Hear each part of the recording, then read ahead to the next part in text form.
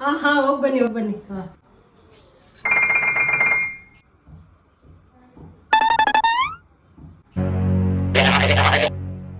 ಏನ್ ಕಮ್ಮಿ ಬಿಂದು, ಏನ್ ಕಮ್ಮಿ ಹೇಳು. ನನ್ಗಂತೂ ಏನು ಕಮ್ಮಿ ಕಾಣಿಸ್ಲಿಲ್ಲ, ನಿನ್ಗೇನ್ ಕಮ್ಮಿ ಕಾಣಿಸ್ತಂತ ಹೇಳು.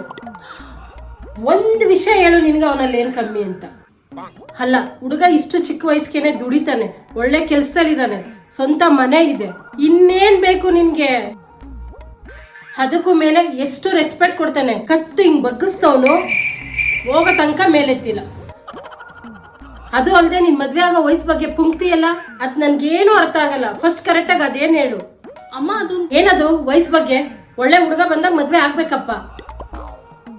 4 ವರ್ಷದಿಂದ ಹಿಂಗೆ ಎಷ್ಟು ಸಂಬಂಧಗಳನ್ನ ಬೇಡ ಬೇಡ ಬೇಡ ಅಂತಿದ್ಯಾ ನೀನು. ನಿನ್ ಕ್ಲಾಸ್ಮೇಟ್ ತಾನೇ ಸ್ವಪ್ನ, ಮದ್ವೆ ಆಗಿ ಪ್ರೆಗ್ನೆಂಟ್ ಅವಳು, ಮುಂದಿನ ವಾರ ಶ್ರೀಮಂತ. ನೀನು ಅವಳು ಹುಟ್ಟೋ ಮಗುಗೆ ಗೇಮ್ಸ್ ಹೇಳ್ಕೊಂಡು ಕೂತ್ಕೋ. ಹಿಂಗೆ ನೀನ್ ರಿಸಲ್ಟ್ ಮಾಡ್ತಾ ಇರೋ, ಜಾಸ್ತಿ ದೂರ ಏನಿಲ್ಲ, ಎಲ್ಲಾರು ನಿನ್ನೂ ರಿಸಲ್ಟ್ ಮಾಡೋ ಸ್ಟಾರ್ಟ್ ಮಾಡ್ತಾರೆ. ಖುಷಿ ಪಡು, 4 ವರ್ಷದಿಂದ ಇಷ್ಟು ಟೈಮ್ ತಗೊಂಡು ನೀನು ಹುಡುಕ್ತಾ ಇದ್ದೀವಿ. ನಮ್ಮಪ್ಪ ಅಮ್ಮ ನನ್ಗೆ 14 ವರ್ಷಕ್ಕೆ ಮದ್ವೆ ಮಾಡಿದ್ರು. ನಮ್ಮನ್ ಕೇಳಲು ಇಲ್ಲ, ಹಸೆ ಮನೆಗೆ ಹೋಗಿ ನಿಂತ್ಕೊಂಡ್ಮೇಲೆ ಗೊತ್ತಾಗಿದ್ದು ಯಾರು ಹುಡುಗ ಅಂತ. ಗೊತ್ತಿಲ್ಲ, ಇಷ್ಟು ಒಳ್ಳೆ ಹುಡುಗ ಆದ್ರೂ ನೀನ್ ಯಾಕೆ ರಿಜೆಕ್ಟ್ ಮಾಡ್ತಾ ಇದೀಯ ಅಂತ ನನಗಂತೂ ಗೊತ್ತಿಲ್ಲ.